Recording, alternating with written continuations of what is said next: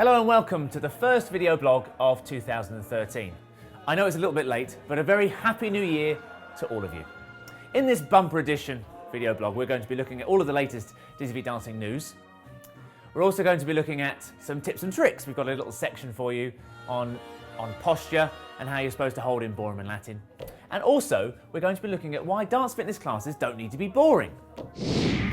January saw the start of all of our regular classes, plus a few new ones. Dizzyfeet and DizZymba are now permanent fixtures on our timetable, taught by the latest munchkin, Laura.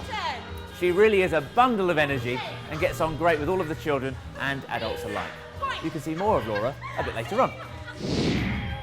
February is the month of love, and our Valentine's dance was a real hit, selling out weeks before. As always, it was a great night of fun, games and dancing, and of course, a brilliant cabaret.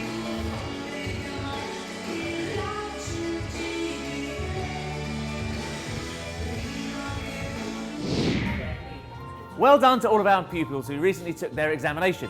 For all bar one of them, it was their first ever exam, and they did fantastically well. It's not too long to our next examination, which will be taking place on April the 28th. Helen's currently working all of her pupils hard for their Bronze 1 and Bronze 2 exams, and you too could enter the examination yourself. Just let us know. Welcome to our new tips and tricks section. The first thing I'm going to talk about today is posture. Now, posture is vital in any form of dance, and especially in the ballroom and Latin dances where we're dancing with a partner. If you're stood on your own, it doesn't really matter how you stand. I mean, you can stand slouched. I mean, you don't necessarily look very good, do you? It's not a good look. But it doesn't impact on anyone else, only yourself. So when you've got someone with you, it's important to stand well so that you can interact with them to get the most out of your dancing. The first thing I want to mention is to ensure that your belly button is held underneath your rib cage. Okay, that avoids the slouched look. It's like a rounded bag. We don't want that. It's not a good position at all. And if you stood in front of your partner like this, they're not really going to look forward to dancing with you, to be honest. So you want to make sure that is underneath your ribs. It makes you stand nice and tall. Well, as tall as you can be anyway. Secondly, I make sure that my shoulders are backwards as well. Again, I don't want to stand like this. This isn't, again, a good position to be in. And then when I lift my arms up, you see, it'll affect my hold and how I can interact with my partner. So the shoulder blades go back, which again opens up the ribcage to present myself to my partner, also the audience that are watching me. And it means I stand and look much, much more attractive. Now, how does that work though with a partner? So how does it work when I'm holding them in a dance hold? Let's find out. We'll start with the ballroom holds, and there are 5 ballroom dances, of which 4 of them have the same hold. There's one that's different, it's tango, which we'll show you in a minute. I've got Chris and Jess here with me to help showcase all these holds. So we'll start off with the normal waltz hold, let's say, which is the same for foxtrot, quick step and Viennese waltz. So if you'd like to take hold, guys. So remembering the posture aspect, so keeping the belly button underneath and the shoulders back. As you can see, the lady's left hand is on the man's right arm. So you want to make sure, ladies, there's a little muscle group here with most of the gents anyway. They've got a little muscle here that attaches the shoulder and the bicep. Your hand wants to go around that, all right? So either with your first finger and your thumb or your middle finger, it doesn't matter, it's all personal. You can have an antenna as well if you like. Sometimes you can pick up Radio 5 with that. No, I'm only joking. And you want to make sure there's a relatively firm grip there with that as well, okay? So you don't want that to slip round the back and tickle the man under the armpit. It's not an idea, not a good idea either. So on the top of the man's arm. And gents, of course, you want to make sure that your right hand is on the lady's left shoulder blade. So as much as you'd probably like to, you don't want the hand slipping down and down and down the back. We'll save that for later. That's going to be up there to support the lady's back and her left arm as well.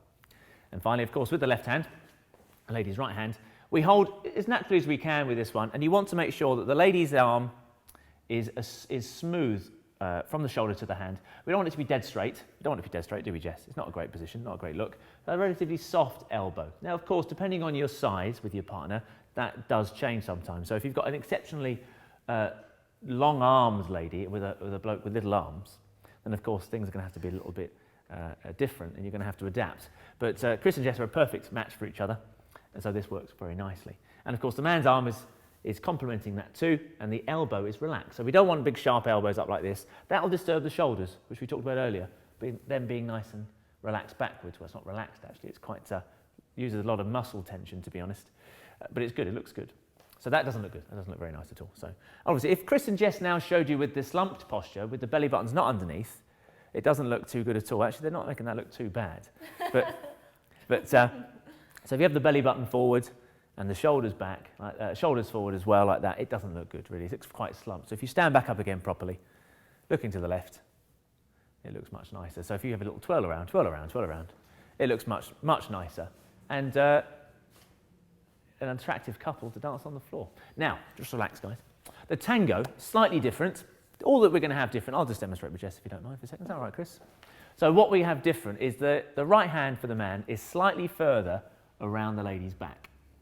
And ladies, your left hand, rather than being on top of the man's arm, will be underneath his left arm like so. It's not in his armpits.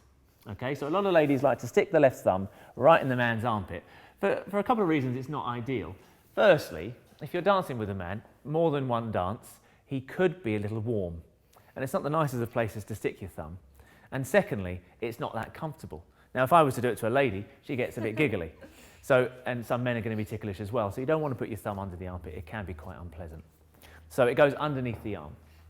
And there's a level of tone there as well, ladies, to make sure that it's secure. Now, the left hand, just a little bit closer as well, to give you a little bit of extra style. And the right hand, as I said, goes slightly further around the back. And then the tango position, slightly more flexed in the knees, like so.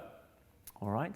So that gives you the distinct look of tango, all right, which is a bit different to a waltz, a foxtrot, or a quick step or a Viennese waltz, where we would use this hold with the arms out further and the lady's hand on the top of the arm for all the other, what we call swing dances. Okay? So that is the ballroom holds. Now, the Latin American holds are a little bit more diverse. In the ballroom, we take a hold, we take a position, and we don't change that until the end of the dance when we spin our lady out to present to the audience. Now, Latin is a little bit different. We go from a closed hold to open hold to a side-by-side position to shadow position. There's a multitude of different positions we take in Latin, which depend on the steps that we are doing. So we'll just cover the closed hold, the open hold, and the position we'd have in a New York and a hand-to-hand, which most of you should be quite familiar with if you come to any of our classes. So to start with, I've got Chris and Jess again. We'll get them to stand in a closed hold in Latin.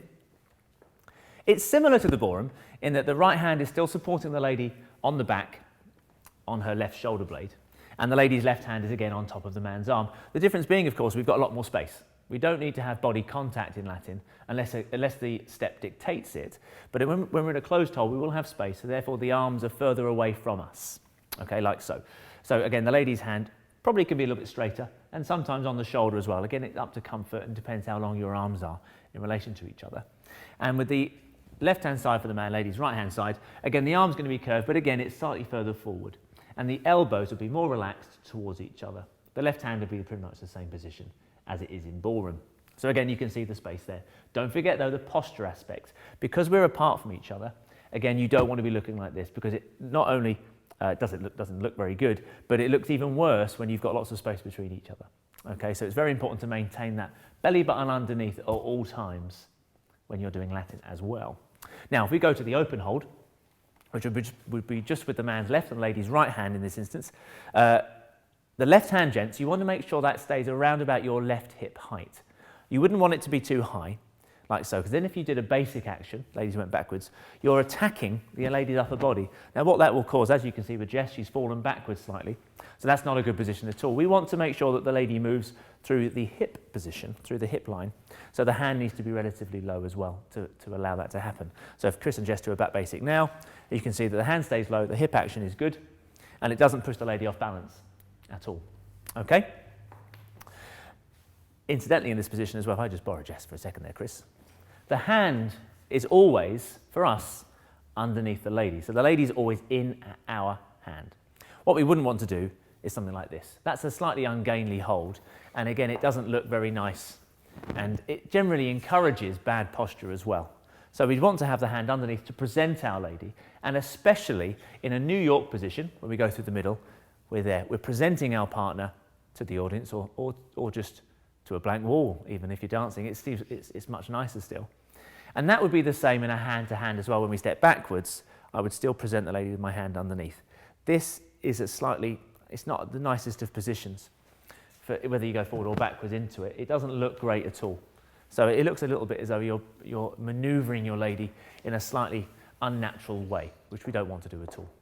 So all I can say in conclusion is to ensure that the posture is good at all times. You want to look good, not only for yourself but for your partner.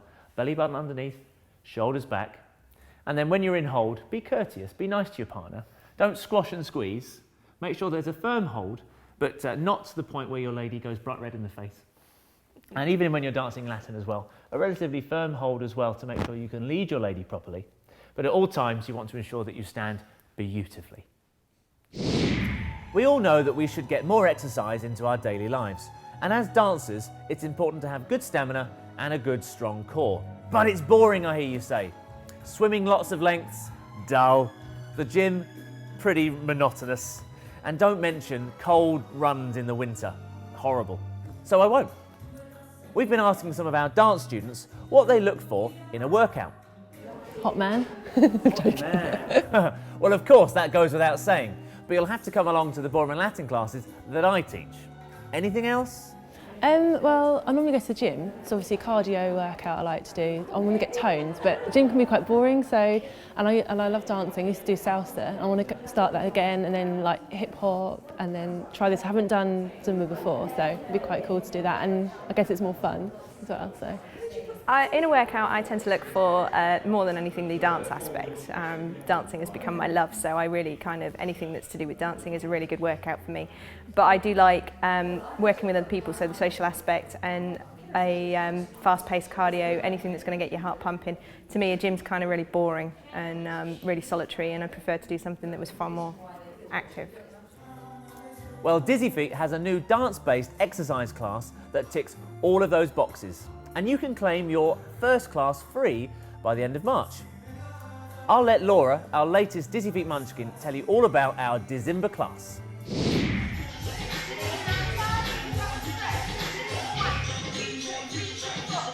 DizZymba is a great dance, aerobic, cardio-based workout. It gets you sweating, it gets you moving, dancing in ways you haven't done before, and it keeps you fit. We use lots of different dance styles. Different street dance styles, including hip-hop, different Latin American styles, including the cha-cha or the jive. And if you have ever done any fitness-based workouts before, we also use an aerobic style that you might be used to. I get all your different body parts moving, sometimes all together, sometimes separately. We'll do legs, we'll do arms, we'll do your core, and we'll get you moving in ways you haven't before. When you come along to DizZymba, wear something that you're comfortable in, that you can move around in. Trainers, barefoot, or dance shoes that you have lying around the house. Wear t-shirts, sweatpants, leggings, shorts, whatever you feel most comfortable. You don't have to have a great fitness to come and join DizZymba. You can be at a complete basic level, never have danced before and never have done a fitness class before. It's a way to get you started and to get you fitter through dancing and through socialising and exercising. Anyone can come to DizZymba. If you can put one foot in front of the other, you will be fine. We have beginners who have never danced before, and we also range up to people that have done many dance classes or many aerobic style classes before. If you are brand new, it's fine for you to stand at the back, go at your own pace. I can change it to suit you, but just come along and have fun. So there you have it, fun and fitness in the same sentence. You can download a voucher for our free DizZymba taster session on our website. The voucher is valid until the 31st of March, 2013. So for more information on all that we do, to keep up to date with all of our classes and events, see the website www.dizzyfeet.com, and remember, don't get in a spin, get Dizzyfeet dancing.